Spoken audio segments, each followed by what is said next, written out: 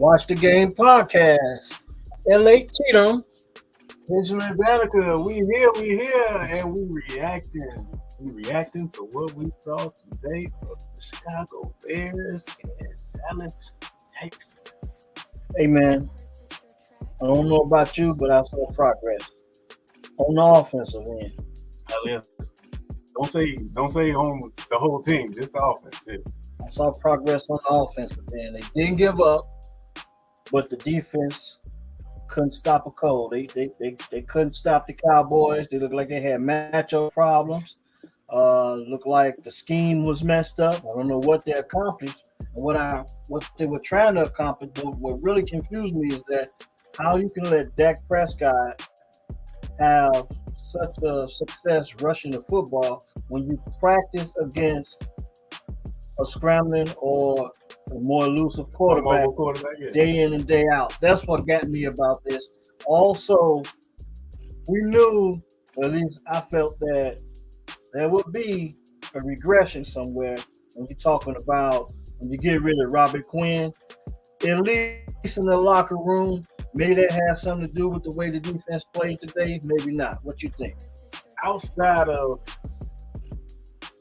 a 10-minute stretch from maybe mid second quarter to maybe 10 minutes left in the third quarter, the defense they were still back here at Hallis Hall in Chicago. They didn't do anything. And watching that game, my emotions was in check because I've seen this happen before when we played the Minnesota Vikings. We got down early, and then we made some stops and got back in the game. So I knew we had the potential to do it. Plus, Cowboys are Cowboys. To be for real, like Dak and CD, they good, but they ain't that. They not, they not Allen and Gabriel Davis and Stephon. They not that. So I knew we would have a chance to get back in the game. And right before the half, Dak opened that door through that interception. The defense was playing well. We was getting stops. We was getting off the field there. So outside of that 10 minutes, the defense was very, very disappointing. But the defense, that's the biggest takeaway. The defense was very disappointing today because when we got that game back to 28-23, you thinking all the momentum on our side. We got some things. The offense looked good today. I think we can get this done. Dallas got the pressure of being America's team. They probably hitting Stephen A. Smith, Shannon Sharp, Skip Bayless going off tomorrow in their heads. They playing with all of that, and then we kind of let them off of the hook. We fortunate on a few calls on that fumble that got reviewed by Khalil Herbert. We kept the ball, but then Montgomery fumbles, and Justin don't touch the man down, don't touch Michael Parsons down. They get a touchdown. That was pretty much it after that. But the defense was very disappointed today. Offensively, I'm very pleased with what I saw. For the most part, we did mention as we were watching the game that Luke Getsy got kind of cute on one of the plays where he was trying to do the lateral pass. Yeah. And it was too early to go into the trick box. And I felt like he set the defense up, which was not already, they were not playing well already. Mm-hmm. And he kind of gave them field position with that bad play call. And I think they even got a flag on it. Yeah. So that even gave Dallas better field position when you add the tack on those yards. So when you already see your defense is struggling to stop him, he got a little cute at that time. And then when you go back to the fumble by Montgomery and Justin not touching the runner down that picked up the fumble, that gave up field position too. It was already bad enough to turn the ball over. But I felt they would have scored anyway. Yeah. But, that turnover accumulated with the error of not touching the man down, and then that play call that I spoke of. Those two plays stuck out to me when you talk about field positioning, turning the football over, and putting the defense in a bad position to play well, which they were not doing all game long. Right. Well, it was a couple calls. It was the cute throw it to Dante Pettis and then throw it back across the field. That was one. They ran it twice where they direct snapped it to the halfback. I think it was Khalil on one and David Montgomery. They faked the ball to Justin Fields, and then Khalil just went forward. So that was two other cute ones. I had a problem with it was 2nd and 20. This is in the first quarter. We had just got a holding. 2nd and 20. The formation was I form, one wide receiver. They had a fullback in there, Neil Anderson, number 35. I don't know his real name. They had Blessing game. And they ran it. It's like 2nd and 20. Like, dude, like, are we trying to win or are you just playing for field position at that point? So that, and then I also had a problem with chasing the points after we did score 2 touchdowns. We went for it twice. Yeah. 2-point conversion attempts, missed both of them. Yeah. If you get the first one, that makes the score 28-24. You still, there's a lot of game left at that point. I think we was still mid-third quarter at that point. Mid-third quarter, maybe even late in the second quarter. If I'm not correct. It was a lot of time left. I don't like chasing points when you don't have to, when you got that much football left. And then again, when they scored at the end, they went for 2 again. It just wasn't no cause for it, no reason for it to me, because you still got to get stops. That's your main problem right now, stops. So take the sure point. Maybe the defense get lucky, get punch out the ball, get an interception, something like that. So other than those, outside of those few instances, I thought the offense played well. Offensive side showed progress, defensive side regressed, and special teams they didn't really show up much. I mean, they didn't help or they didn't hurt. They were just there.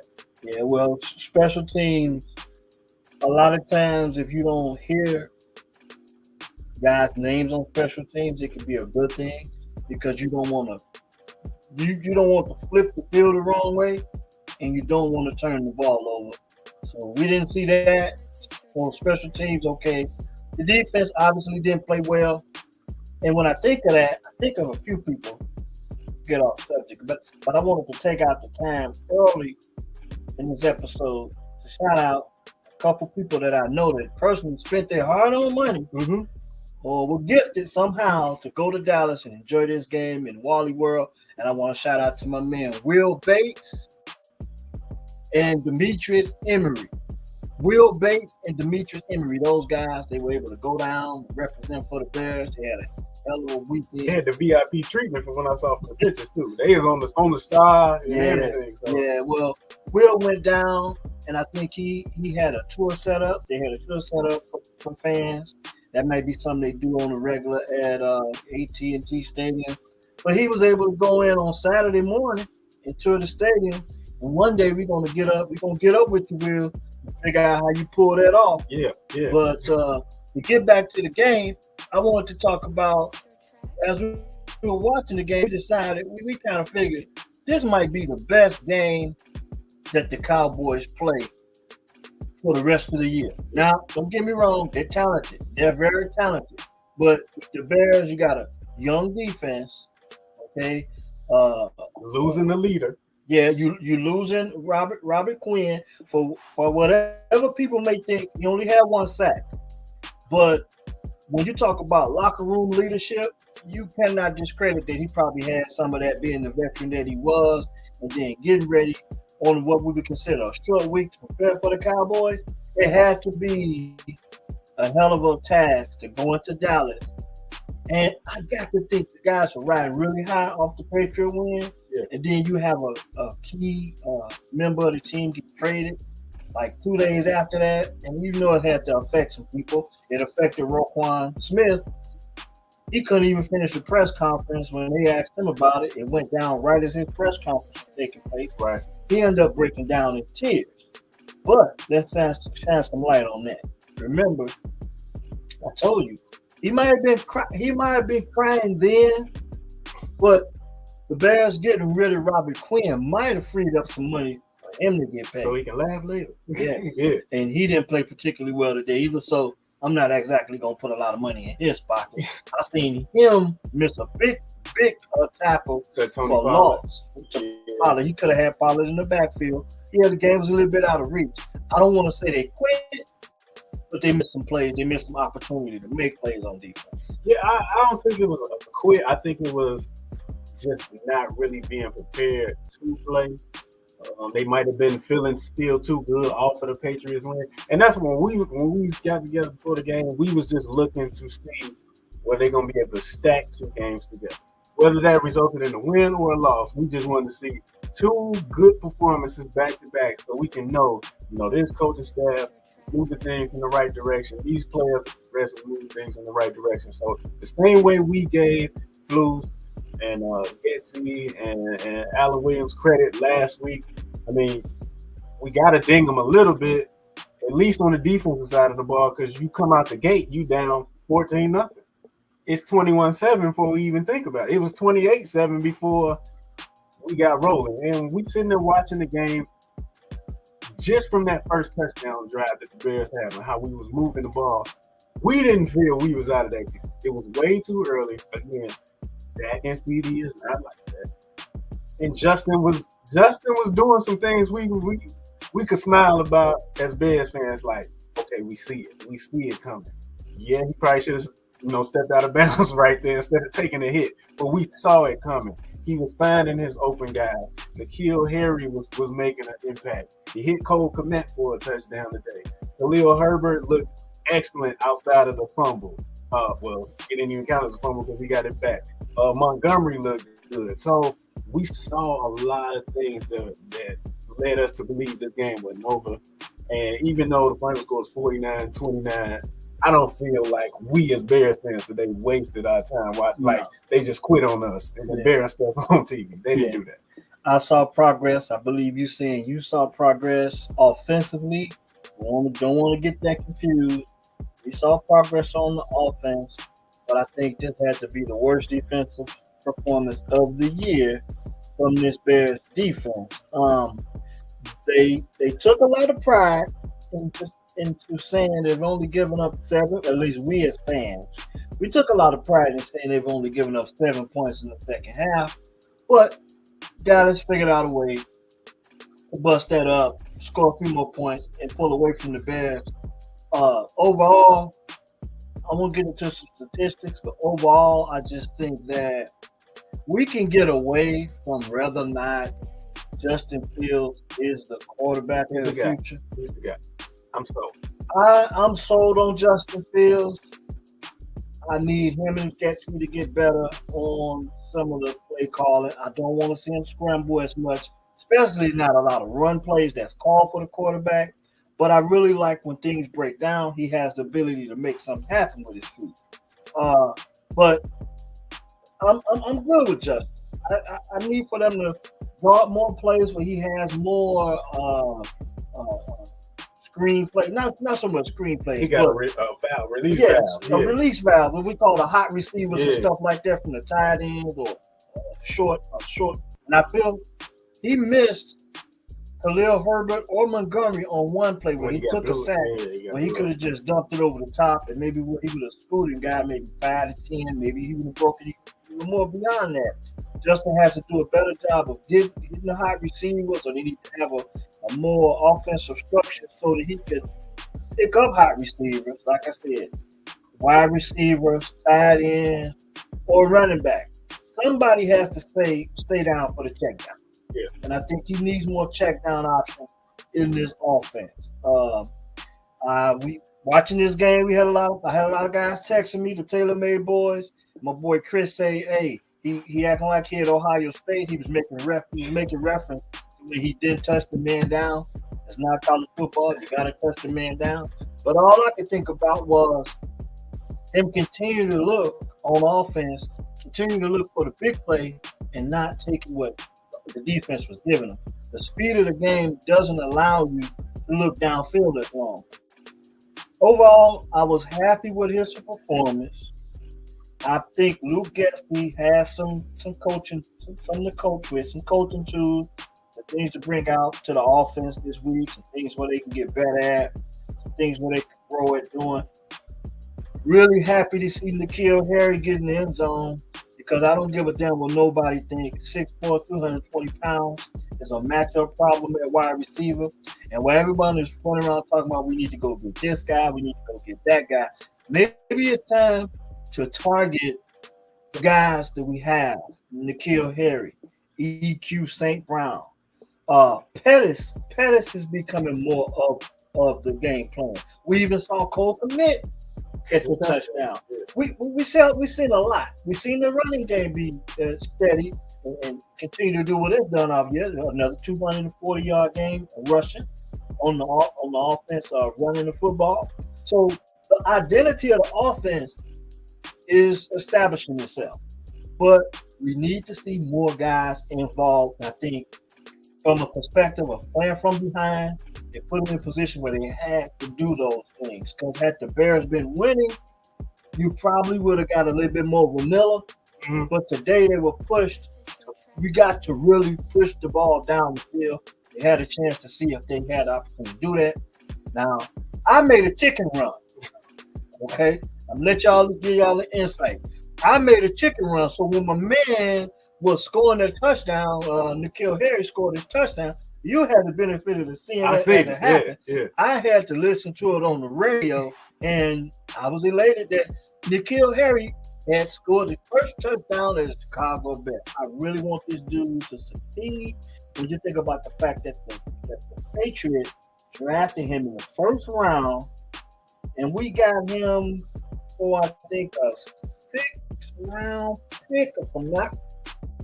I could be, but see, when I look at it like this.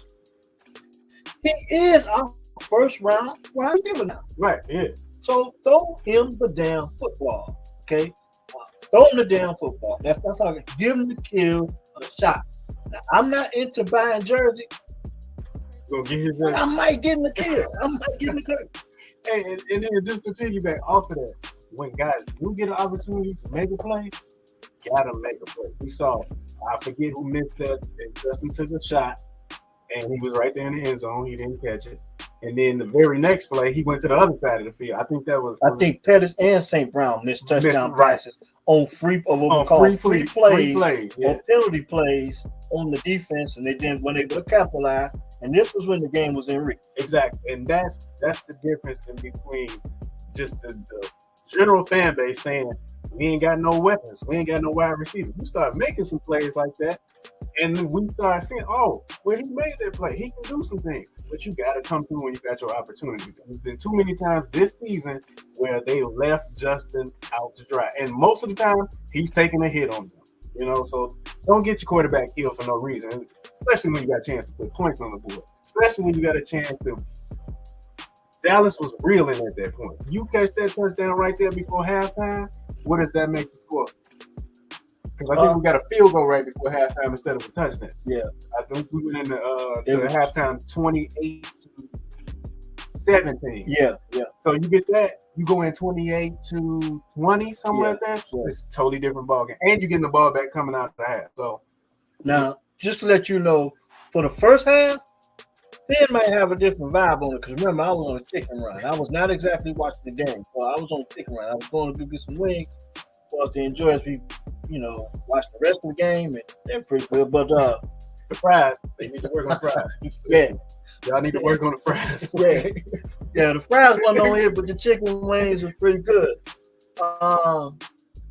Like I said, I wanted to touch on some stats. Okay, we talked about the Dallas Cowboys, and I think this was probably their best. This was most definitely Dak's best game that I ever seen him play in.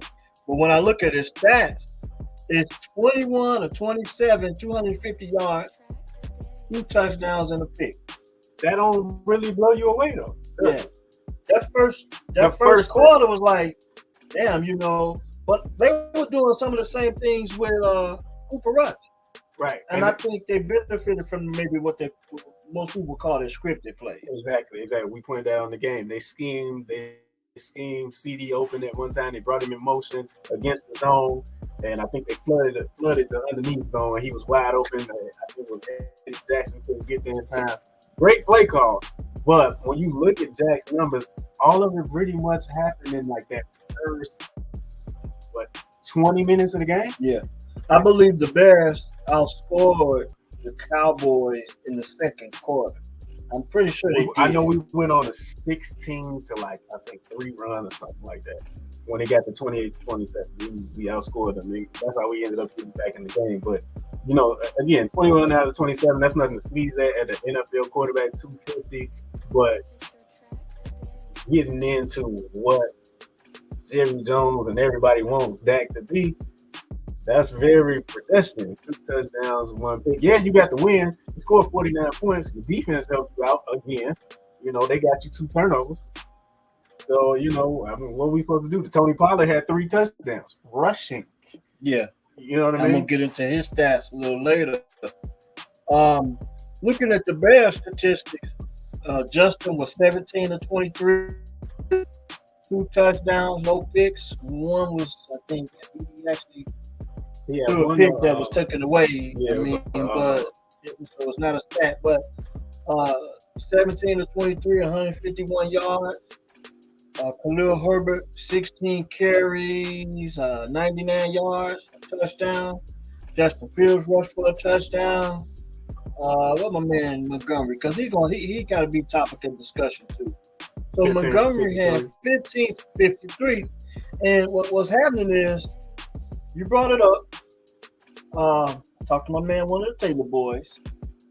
He brought it up too. He was like, I like Khalil Herbert at starting tailback. And see, my thing with that is about matchups and making the best of your opportunities. And then I think the coaches ride the wave. So Khalil Herbert had 16 carries for 99 yards. David Montgomery had 15 carries for 53 yards. Yeah. Okay. So there you go. Pretty even amount of carries. Very balanced. So one made more of his opportunities than now. Yeah, and just I'm seeing it just the last few weeks. I'm just wondering, because we know how this professional sports thing works. Are they getting Khalil more acclimated, more touches because David Montgomery is coming up on the end of that rookie contract, and if you want too much, they're okay with riding with Khalil? We don't know. That remains to be seen. I think moving forward, because this is the strong point of your team, you got 2 solid running backs. I think you need to have both of them back there with Justin and then keep building out from there. But, yeah, Khalil's definitely looked better than David Montgomery in the last 2 to 3 games. Mm-hmm. Well, this is a 2-back league. So however you slice it, you're going to need 2 backs. Now, touching on the Cowboys, Ezekiel Elliott didn't play. Yeah. So he was shown quite a bit on the sideline. Clapping his hands. But I think that Tony Pollard took his job. I think Tony Pollard is I don't know if he's taking money out of Dak's pocket, but he most definitely should be putting some money in his own pocket. So I don't know if he's making Ezekiel Elliott a little expendable. Like, okay, can we get rid of him? Can we let him go real soon or what? He's definitely essentially he's in the last year's deal. I know when he held out, that was like 2 or 3 years ago. He got that money up front, and whatever he's owed next year, the Cowboys will be willing to eat that. Shout out to Skip Bayless for that information. So if he don't perform this year, they have no problem moving on. Tony Pollard gives him more pop. He's younger. He ain't got as many hits on his body as Zeke. So you may be looking at a kind of a change in the guard. I can't see Dallas redoing Zeke's deal, and he's in 7th, 8th year as a running back. We know the value just ain't there. When you can go get a college, you can go get Blake Corum. Shout out Michigan. You can go get Blake Corum, a rookie, put him on a rookie deal, and run Tony Pollard as your 1. And Blake Corum is 2. You got many backs coming out of college football. They can be serviceable for 3 to 4 years before you move on. So I really think we're seeing the end of this Zeke run. We already seen them get rid of Amari Cooper because they had CeeDee Lamb. They wanted to make him the 1. They married to that, at least for another probably 3-4 years. But I think we're seeing the change in the guard. Yeah, I believe so too. And like I say again, I think this might be Dallas's best performance of the year. I don't think we're going to see them put up 49 points again or anyone else in the NFL. Especially you think about you got the Eagles one more time, you got the Giants twice. Giants, one more time. They played the Giants once. They played the Eagles once. They played the Giants too. They beat the Giants. We got to double check that, but I'm not sure about that, but I think Cooper Rush beat him. okay, let's see. Maybe they did. But considering the fact, I don't think they're gonna play as well as they did today. I don't think this gonna be I think this gonna be the best offensive output from the Bears. Yes, they did. They It beat was the on a Giants. Monday night, right? They beat the Giants 23-16. So Yeah. they lost to the Eagles. Lost to the Eagles. Beat the Giants. So they got at least to play those teams at least once more before the end of the season. I think we've seen the best. We've seen the best that the Cowboys got to offer. And I wouldn't even sleep. I know the Washington football team, Redskins, Commanders, whatever they call this week. Yeah. They actually look better with Taylor Heineke at the helm. So you can't really count them out. That defense should be more formidable than it was. They was just a playoff team. Was it last year? Last season. Yeah. So I mean, you can't count them out. The NFC East is a way better division than what we thought it was going to be. It seemed like the NFC East and the Green Bay North kind of flopped and switched positions when they talk about the power struggle of the NFC. But yeah, exactly. There's nothing to really wink at and say we can put those wins in when you talk about the Eagles, the Giants, and the Commanders. Going forward with the Bears, the defense got to look at themselves in the mirror now. No Robert Quinn. Where do we go from here? A lot of work to do. And it don't get any easier. You got the Dolphins coming to Soldier Field. Waddle and Tyreek. Tyreek Hill. Jalen Waddle, was that his name? Yep. Kid out of Alabama.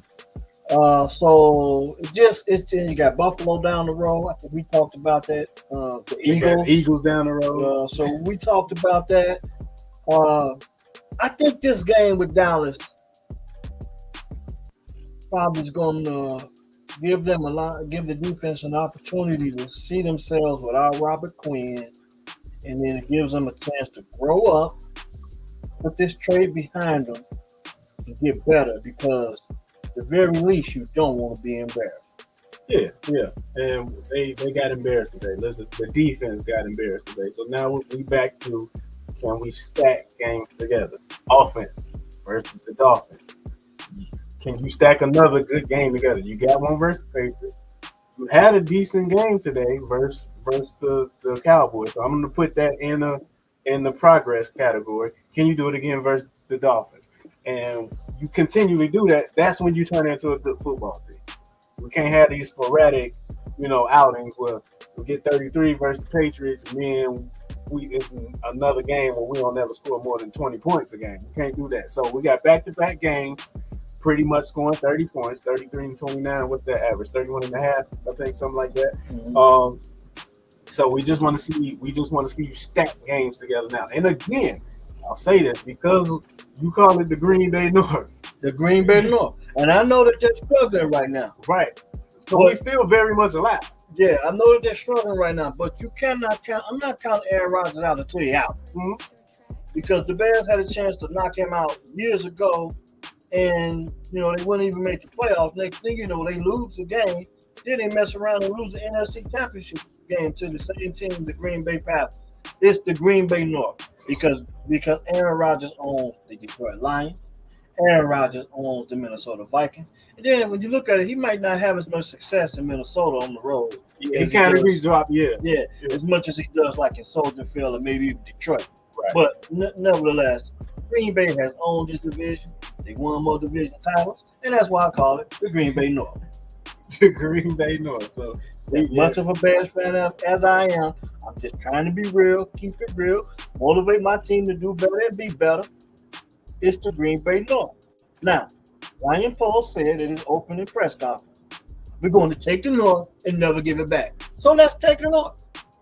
I don't want to start that now. Like, we don't want to wait 2-3 years down the road to do that when Aaron Rodgers retires. No, we want to beat this dude like he's on the field. Yeah, it's best to beat him. Yeah. You always want to beat the man when he's the man. Ric Flair. Yes, we can quote Ric Flair. If you want to beat the man, you got to beat the man to be the man. Exactly. And I would rather beat the man and be the man in the process. So, exactly. I think looking forward, I think we still got Justin Fields. is the bright spot of the team across the division against Browns looking forward. And I just want to keep going back to all you Bear fans that take these wins, these losses, and you kind of like take them to heart. I don't get too caught up. Now, I want to see them win games. Don't get me wrong. But at the beginning of the season, all I wanted to see was a competitive football team. Justin Fields makes progress. Today I saw a little bit of one and not enough of the other. Defense wasn't competitive enough. Justin Fields and the offense answered the bell. They did everything they could to try and win this football game. 29 points. When you talk about the performance in New England, well, it was a total team victory. When you put up 35 in New England and you go to Dallas, I think it's the tall task to ask these guys in between a trade. You got victory on Monday night, big trade on Wednesday night. Now we got to get ourselves ready to play. And one of my biggest concerns was how the defense was responding. Well, we seen that. Defense didn't respond particularly well. Offense stayed true to form. We even saw the passing game take some big steps in progress today. But looking forward to Miami, we'd like to see more of the same. Got to stop the run. Yeah. Got to stop the run and make the Dolphins be one-dimensional. Well, I don't think that's really going to be an emphasis with the Dolphins because, they got those two cheaters on the outside.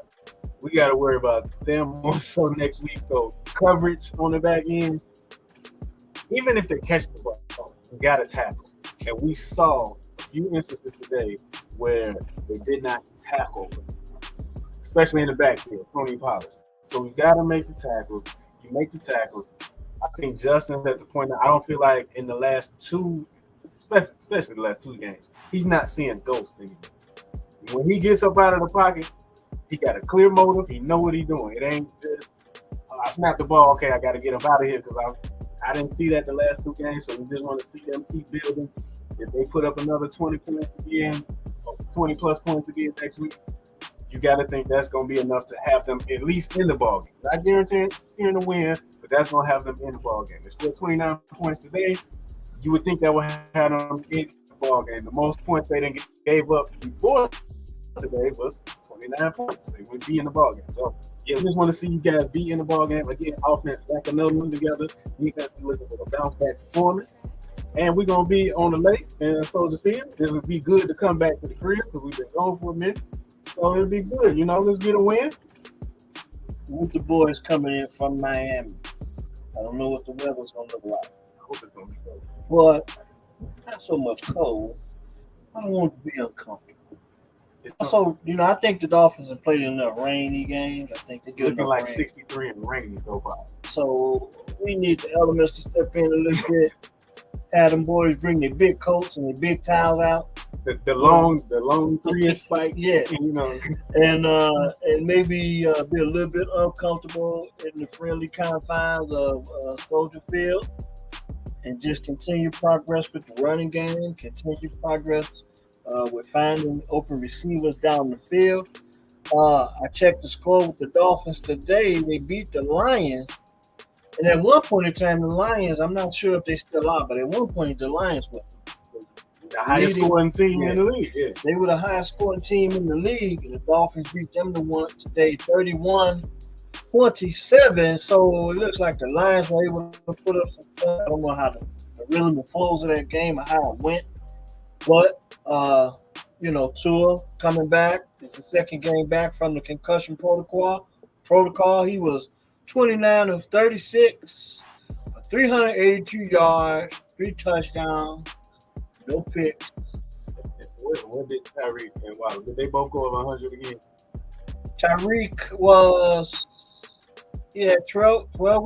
12 receptions, 188 yards. No touchdowns, but Jalen Waddle had 8 receptions. Damn, I just thought about it. 12 receptions for 188. Didn't get in the end zone for Tyreek Hill, but Jalen got in the end zone twice. 8 receptions for 101. That's a hell of a second-hand performance, ain't it? You see what I mean? You got it. That's number one wide receiver numbers right there. Yeah, that's what I'm saying. You know, and he was the 2 guy.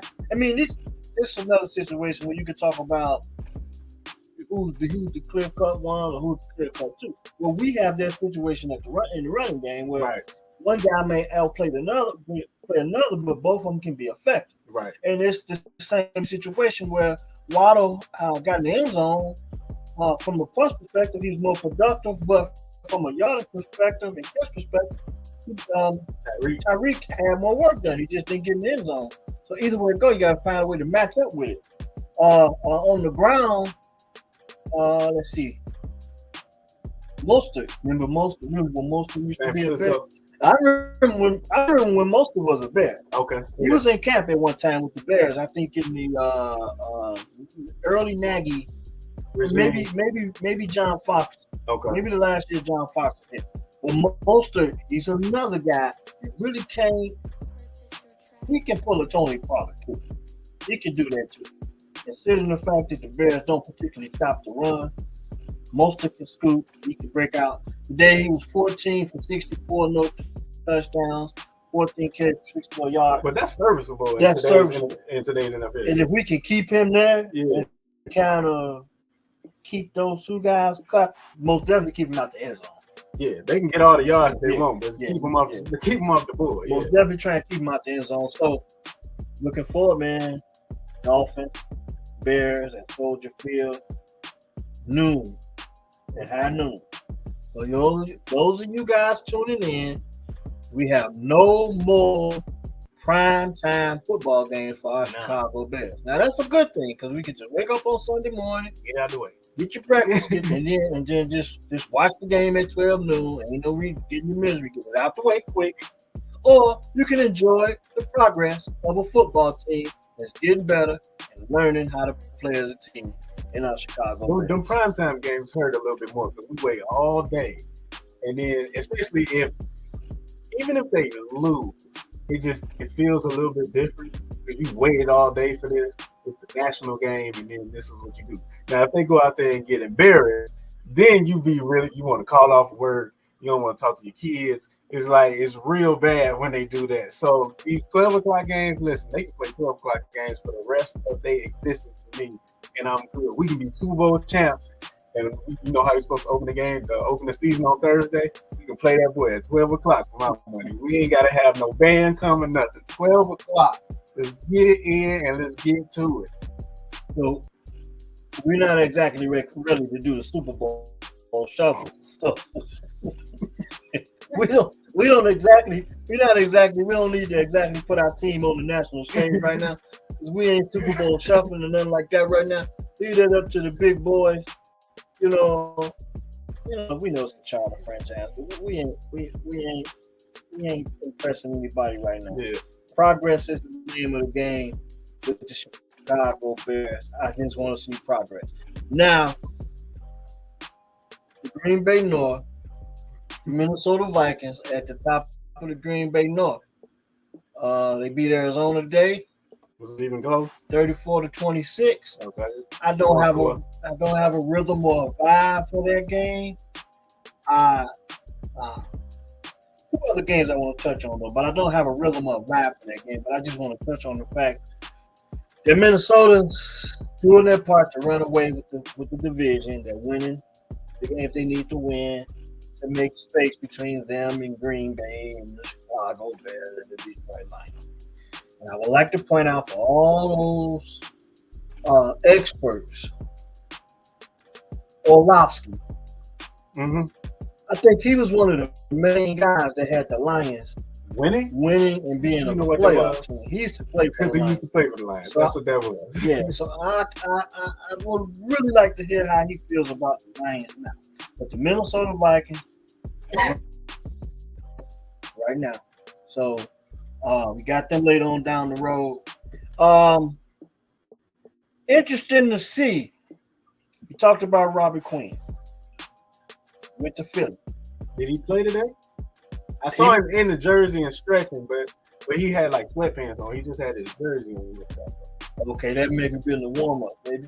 Maybe. I don't know if he Okay. played. I ain't got a chance to check that. I don't have a rhythm for that game either. I didn't watch it. But 35-13 was the final score. Philly over Pittsburgh. Philly at 7-0. Wait, 8-0 now? They had a bye after Okay, that so beat Dallas. so I think they're they're undefeated. They're still undefeated. Philadelphia is a town that's buzzing. We got the Phillies in the World Series. He's not too high on the Sixers, right? Well, they got enough going on with the Eagles and the Phillies. So they're riding high in Philly. The thing about the Philadelphia Eagles, and the most interesting thing that happened, 2 days after the trade, Robert Quinn goes to Philly. And you would think that he should be happy. Going to a contender, undefeated, got a clean slate, new locker room, chance to contribute to a championship contending team. And I hear that they've already worked out agreements, him and Philly, to part ways. Now that's an interesting perspective. Interesting. I don't know the back channels on that, but it's been reported. And Robert Quinn and the Eagles have decided to part ways at the end of the season. That's interesting. You know what? I'm wondering, is he thinking about retirement? If you gonna come out and just put that information out there, we middle of the season. We're barely halfway through. He might be thinking about, this might be it. Make this one last run, that might be it. Because I can't see a player coming out to say that, especially a football player, when you're so much up in the air. We don't know what team's gonna be looking like with the draft, moving picks, yada yada yada.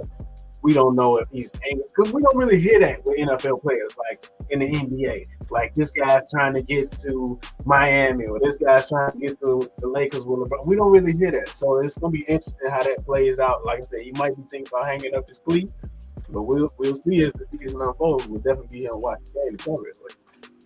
I think Robert Quinn is the business of football and how it's affecting life in general. I think it's kind of catching up with him.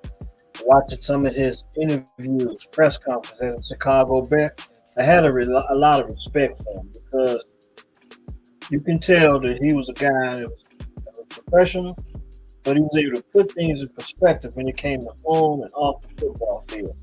And some of his interviews in Chicago, he kind of kept it tight-lipped, even when they tried to throw controversy in his lap. And I just think that the business of football, being traded maybe a couple times through his career, it's like, you know what? I got my money, I made my money. I can't dictate where I'm going, when I'm going, how long I'm going to be there. I'm a little tired of the business of football. Because I think when he negotiated, the Bears was a free agent deal. He negotiated a deal. He came to Chicago. From the Rams? Dallas. He was with Dallas before he came to Chicago. But that's when he had leverage. He was able to come to Chicago. And he said that, for all intents and purposes, he would love to stay in Chicago before this trade. He said, I'm comfortable here. But he said at the same time, he never expected to get traded away from the Rams. I think that was maybe his first team. Mm-hmm. So I think the business of football was added up for him. And he might be just like you said, he might be ready to hang it up and go out healthy, still in his right mind, still relatively healthy. Enjoy the rest of his life. Like 32 years old. 32 years old. He only had one sack for the Bears this year. Be interesting to see what he did in this game if he played at all against the Steelers. And last but not least, I want to look at this game. I'm going to look at some statistics. When I say I don't have a rhythm for the game, that just means I didn't watch it. Mm-hmm. But the Patriots played the Jets. And the reason why it's such a big game to us is because we witnessed what happened when the Bears went into the last stadium and beat the Patriots. Mac Jones got the start. He picked to Jaquan Brisker, and he was pulled. Mm-hmm. And it was immediately After that, Bailey Zappi came out, played particularly well first 2 or 3 series, and then the wheel kind of fell off. The Patriots ended up getting defeated by the Bears, and then it was announced immediately that uh, Mac Jones will be starting against the Jets. Right.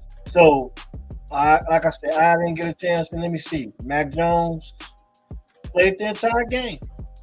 He was evidently Bailey Zappi didn't get in the game, so Mac Jones had a chance to go out and play an entire game. 24 for 35 for 194. In the touch, yeah. For all of those people that criticized the Bears and criticized Justin Fields' anemic looking passing yard, this is the NFL. Young quarterbacks have to adjust. 24 for 35, 194 yards. The defense is on the other side of the field too. And they getting paid. Yeah. It ain't like they just giving up yards just to be giving up yards. They got a job to do. Yeah. So these young quarterbacks got to adjust. Yeah. I mean the vets, okay, see them go out and throw the 300-yard games and whatever. But the bottom line is, did you win? Did you get in the end zone? Okay. So he goes out. What I said was 194 yards. Yes. But he got to win. Let's see what they did on the rushing game. Okay. They gained 127 yards on the ground as a team. Stevenson, 16 carries, 71 yards. That's the formula for victory in New England. They run the football, they play defense. Okay, on offense, the quarterback takes advantage of what the defense gives. Right. When you got a young quarterback, that's pretty much what you got to do. Right. Until you grow into until you could trick the defense into some more favorable matchups. It's going to take time to do that. And it's just a good time, to learn. Now, on the other hand, we see some of the older quarterbacks struggling. When you talk about Tom Brady, when you talk about Aaron Rodgers, and Russell Wilson, to a degree. I mean, he got to win. He got to win. Yeah, he got to win. They went to London and they beat. He's probably doing high knees right now. Like that.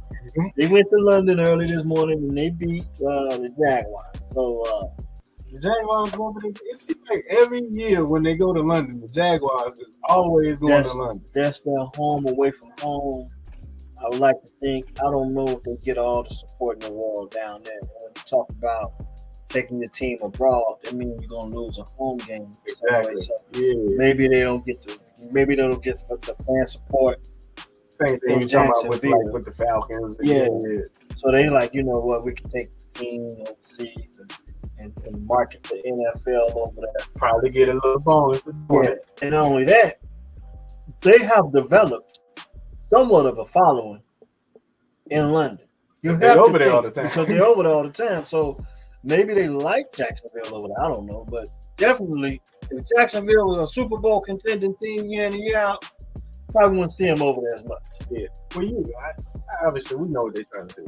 They're trying to expand this thing and grow the interest enough so they can put a team in London. That's what they're trying to do. Yeah. We already know. I know the Buccaneers going to be playing in Munich, Germany later on this year. I think in November. They'll be over there. So yeah, NFL, y'all not sleeping. We know y'all trying to put a team in London. We get it. Yeah, and when you think about that, you also got, I don't know if anyone's playing that game in Mexico this year either, but they used to, like, the Raiders, they used to take the Raiders down to Mexico and play a game. But, a lot of interesting things going on in the league. We got the Dolphins next week coming up. And before we wrap up, we can touch on this a little bit more the next time we speak. College football. Yep. And one thing that I thought about was about to be real interesting real soon. Oh, it's crunch time. It's go time now. The top 4 teams. Number 1, Ohio State. Number 2 is Georgia. No, number 1 is Georgia. Number 1. Number 2 is Ohio State. Tennessee is 3. They jumped past Michigan. I didn't see the standings for that. Okay, I know we was 4. And Michigan was 4 last I checked. So Those are the top 14. The unique thing about it is some of those teams on the outside looking in, Like right now, Bama and Clemson. Clemson, Bama, maybe some people maybe say USC, USC, down there, yeah. maybe Oregon, TCU. yeah. I think TCU ranked. I think they know too. Yeah. So you look at the fact that Georgia, Tennessee, they're about to face off This this upcoming, week. yeah. If things hold back in the Big Ten, Michigan gonna have a usual big game against Ohio State. But when you look on the other side of the Big Ten, we talked about it as we watching the Bears game. The Fighting Illini is on the other side of the Big Ten, and it could be. I don't want to say that. I don't want to say they're good enough to beat Ohio State or Michigan. But between them and Purdue, it's looking like one of them two teams going to have a say and they can pull off. And I'm thinking more so Illinois because I had a chance to watch Illinois play Nebraska. Really impressed with how they played. They tackle well. They're very fundamentally sound. And I found myself thinking, now, look at the Michigan roster. The pipeline came through Illinois, and they got A.J. Henning, and they got J.J. McCarthy from the south suburbs of Illinois. Yeah. Brett Bielema is in Champaign working his magic. Yeah. I'm thinking if he stays as successful as he is, he can change the landscape of recruiting in the state of Illinois and throughout the Midwest if he continues to be successful. So the J.J. McCarthy's and the A.J. Hennings, in the future, they may not go to Michigan. They may not go to Ohio State. And you got to look at the philosophy, too, the offensive philosophy. Brett Bielema is more in line with the new age college football. They sling it a little bit more. Well, we had this conversation before. A.J. Henning, he's really a special teams guy. He's not really getting too many opportunities to catch the ball up in Ann Arbor. J.J. McCarthy, they brought him in and effectively made him a better Cade McNown. He's a game man. He's not getting the opportunity to sling the ball. So if Illinois keeps having success, he'll start getting the kid. And it'll be nice to see Illinois because they ain't been relevant. I am a graduate of Illinois. Okay, let me just say that for the podcast. That's why I brought that up. I am a graduate of Illinois. But my football team, my basketball team reside in Ann Arbor, Michigan. Don't ever get that twisted, okay? It's always been that way. It's always going to be that way. But it would be nice to see, I believe, when I was down in my tenure, Kurt Kittner was the quarterback. Juice Williams, that era. They was in the Rose Bowl. They went to the Sugar Bowl. They ain't been relevant since then. So it'd be nice to see them relevant. However, if I go to the game and it's Michigan and Illinois playing, you know what I'm going to be having on. You know what side I'm sitting on. So I know a lot of my college friends, they probably cringing when I say this, but it is what it is. I am who I am, and y'all know this. So, but it'll be nice to see the West to be relevant. Because right now it's pretty much the East. It's pretty much Ohio State, Michigan, and Penn State. Penn State pretty much out of it for this year. But it's those teams. Michigan State will rise up every now and then.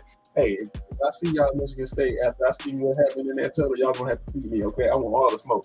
But anyway, it'll be nice to see the West rise up because it's really, when you get to the Big Ten championship game, it's pretty much a foregone conclusion who's going to win that game, the winner of the East. So. Yes, between Michigan and Ohio State lately, that's always the Big Ten championship game, pretty much. Yeah, I mean, Iowa got to the that's really the game. Yeah, is the Big Ten championship game. Yeah. What they do in Indianapolis the following week, that's just ceremonial, so you can get the trophy. Yeah, and that's why I brought up Illinois because they're on the other side of the Big Ten and they play particularly well, and we're in Illini country, pretty much.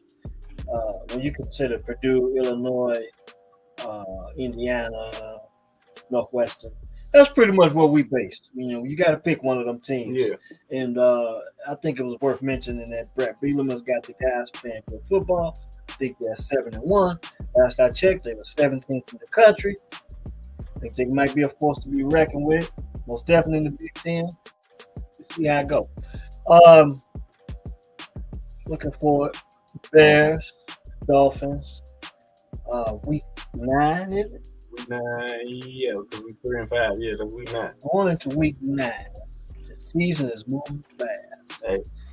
I haven't had a chance to touch on basketball, but I believe we probably ain't gonna get into that till Christmas. We won't. Day. Yeah. Gotta be honest with you. I mean, it's interesting things going on in LA that we probably need to talk about. But I think we got plenty of time to touch on basketball. We got 82 games. Subscribe to the channel. Yeah. Like, comment, subscribe.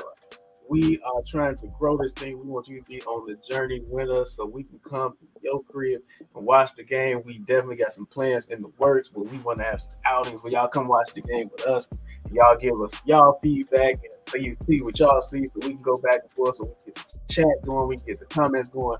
Please like, comment, subscribe, and refer us to some of your sports friends that you know that like to talk sports, but that's all we do. We've been doing this forever. We just now putting it on streaming for y'all to get in tune with us. So like, comment, and subscribe. You can find us at Watch the Game Podcast 1 on Instagram, at Danica on Twitter, Facebook, and whatever the other one is. At LA Cheatham on Facebook, Instagram, Twitter. We everywhere. So please like, comment, and subscribe. We're gonna be coming on more often so y'all can get in tune. We'll be rolling out our schedule so where y'all can catch us the times and the dates. So y'all just stay tuned, like, comment, and subscribe. That's the main thing we need y'all to do. Watch the game, WTG podcast on 1 and 2. Oh, and this episode was sponsored by Gordon Gartrell and Sun Brown.